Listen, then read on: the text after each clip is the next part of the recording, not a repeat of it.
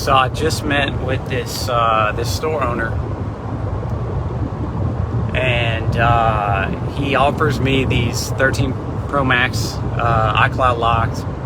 He wants to renegotiate when we get in there.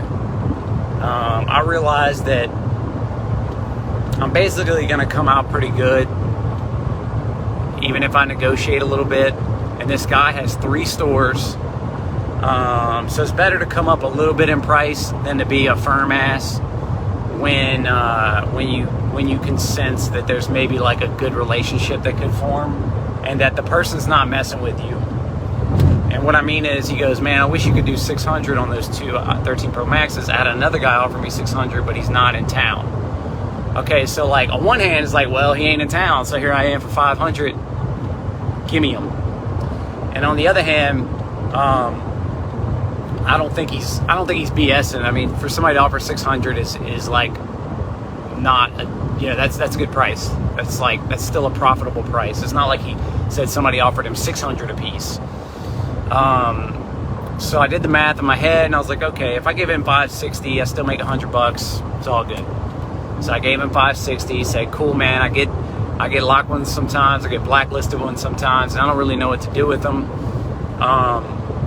Then he starts coming at me with all kinds of kind of junk phones, locked 7s, 6s, locked stylos, broken Series 3 Apple Watches.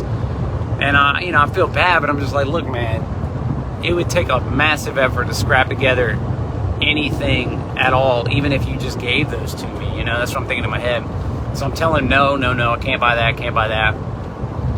And finally I was like, okay, I think I'm done here.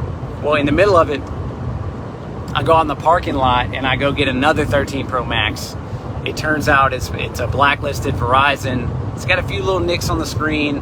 I quote him 600. Once I ran the IMEI and saw it was blacklisted, I said, look, man, it's got a few nicks on the screen. It's blacklisted. I can do 500. He agreed to that, like, no problem. And so I'll probably still get the same end amount. Maybe 50 less, maybe 60 less. But so the 100 should cover that if there's any deductions on the screen. And then I go back in the store, and the dude tells me that he just got robbed. Like, the store owner just got robbed. And if you don't know, you probably don't know, the store I had got robbed twice last year. First time, no insurance, my fault. Second time, I got insurance, and then it was the wrong insurance. I asked for theft insurance, and the guy gave me contents, like for if it floods or something, or burns down. And I'm like, dude, I told you my story. I told you I need something for theft. You gave me contents. Anyway, I don't want to stir that up because I'll start cursing like a mofo. And so I basically went back in there, and I didn't buy any of his other stuff necessarily, but I just gave him the $100 that I was going to make. And I just told him, look, man, here's an extra 100. I know it doesn't do a lot, but I know what it's like to get robbed and to not be able to do anything about it. I think he said in his case his insurance had just dropped them because one of their other stores had gotten robbed. So they didn't have insurance at all. What's up, Jeff? And so I basically donated my profit. But then at the end of it, I'm leaving, and he's like, man, I'm gonna do so much business with you. Thank you for helping. And I didn't give him extra money to do extra business. And he might not ever contact me again. You can't do favors. You can't do nice things with with covert contracts. Meaning, like, I can't give him stuff and help him thinking like, I'm gonna do this, I'm gonna scratch his back so he can scratch my back. That is some lame worldly thinking, and it doesn't work out. That just leaves you out of $100 and mad because you held your end of some covert contract and they didn't.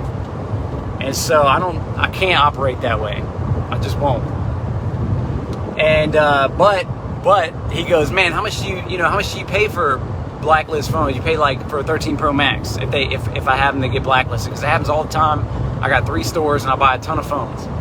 And he's like, you give like 300, 400, like is that about right? I was like, oh man, I can't buy it from him for 300 or 400. I can do it if it's a normal person. This guy has a store, and I told him 500, right? So that's enough to make $100 to $300 per phone if he has a blacklisted phone.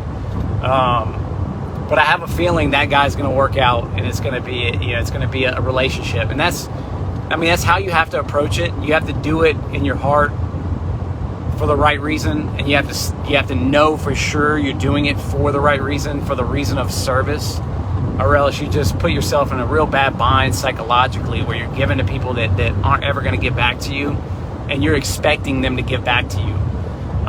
Dude, that'll mess you up. That will mess you up. Don't do it. So anyway, I am on my way to get this other 13 Pro Max for $690, and that'll be another $140 in the bank.